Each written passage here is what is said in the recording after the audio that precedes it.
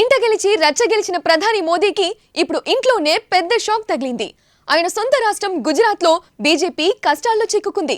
గత 2 ఎంపీ ఎన్నికల్లో రాష్ట్రంలో క్లీన్ స్వీప్ చేసిన కమలనాథులు ఈసారి అంత సీన్ ఉండదని ఆందోళన పడుతున్నారు. ఈ ఎన్నికల్లో ప్లే చేయడానికి సరైన కార్డు లేకపోవడం, క్షత్రియుల నిరసనలు, అభ్యర్థుల మార్పు వంటి పరిణామాలు బీజేపీ గాలిని అడ్డుకునే అవకాశం ఉందని భావిస్తున్నారు. గుజరాత్ ఫలితాలు మోదీకి ప్రతిష్టాత్మకం. మరో 10 ఏళ్లు తానే అధికారంలో ఉంటానని ధీమాగా ఉన్న మోదీకి సొంత రాష్ట్రంలో చుక్కెదురైతే ఆశలకు గండి పడుతుంది. రాష్ట్రంలోని మొత్తం 26 ఎంపీ సీట్లలో బీజేపీ ఇప్పటికే సూరత్ సీటును ఏకగ్రీవంగా గెలుచుకుంది. ప్రత్యర్థులు బరి నుంచి తప్పుకోవడంతో పోలింగ్కు ముందే బోని కొట్టింది.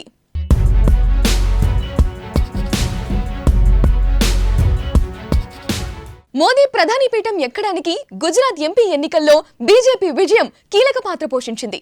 2014-2019 ఎన్నికల్లో మొత్తం 26 సీట్లు బీజేపీ ఖాతాలో పడ్డాయి. మోదీ, అమిత్ షాల స్పీడుకు ఈసారి బ్రేకులు పడే అవకాశం ఉంది. రాష్ట్రంలో క్షత్రియ సామాజిక వర్గం ఇప్పుడు బీజేపీని తీవ్రంగా వ్యతిరేకిస్తోంది. బీజేపీ ఎంపీ, కేంద్ర మంత్రి పురుషోత్తం రూపాలా క్షత్రియులపై చేసిన వ్యాఖ్యలే దీనికి కారణం. గుజరాత్ రాజులు బ్రిటిష్ దొరలతో కలిసి భోంచేశారని, వాళ్లకు తమ కూతుళ్లనిచ్చి పెళ్లి చేశారని రూపాలా ఓ దళిత సభలో అన్నారు. మన రాజులు బ్రిటిష్ వారికి తలవంచారు, వాళ్లతో పెళ్లి సంబంధాలు పెట్టుకున్నారు. రూకీ దళిత సామాజిక వర్గం అలాంటి పరువు తక్కువ పని ఎప్పుడూ చేయలేదు. వేధింపులు ఎదురైనా మతం మార్చుకోలేదు, బ్రిటిష్ వాళ్లతో సంబంధాలు పెట్టుకోలేదు అన్నారు రూపాలా. ఈ వ్యాఖ్యలపై రాజ్పుతులు బగ్గుమంటున్నారు. రాష్ట్ర వ్యాప్తంగా ధర్నాలు సాగుతున్నాయి. బీజేపీ కార్యాలయంలోకి దూసుకెళ్లి ఆత్మహత్యలకు యత్నిస్తున్నారు. రూపాలా ఎంపీ టికెట్ రద్దు చేయకపోతే మోదీకి మద్దతిచ్చే ప్రసక్తి లేదంటున్నారు.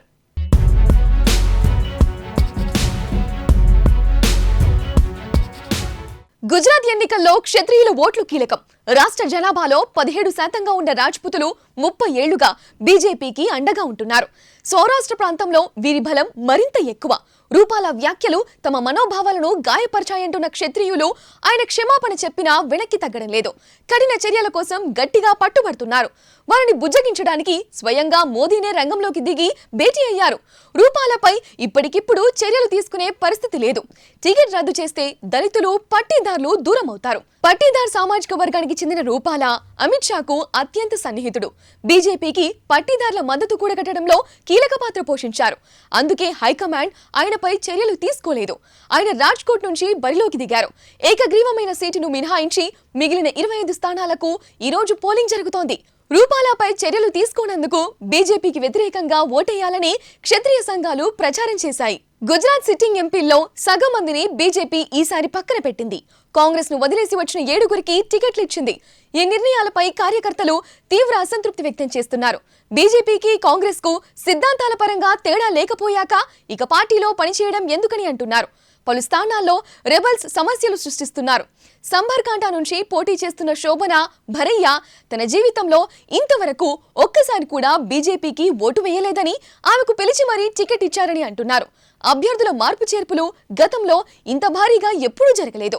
ఈ ఎన్నికల్లో బీజేపీకి నినాదం కూడా లేకపోయింది. గుజరాత్ అభివృద్ధి, రామాలయం వంటి అంశాలకు గిరాకీ లేదు.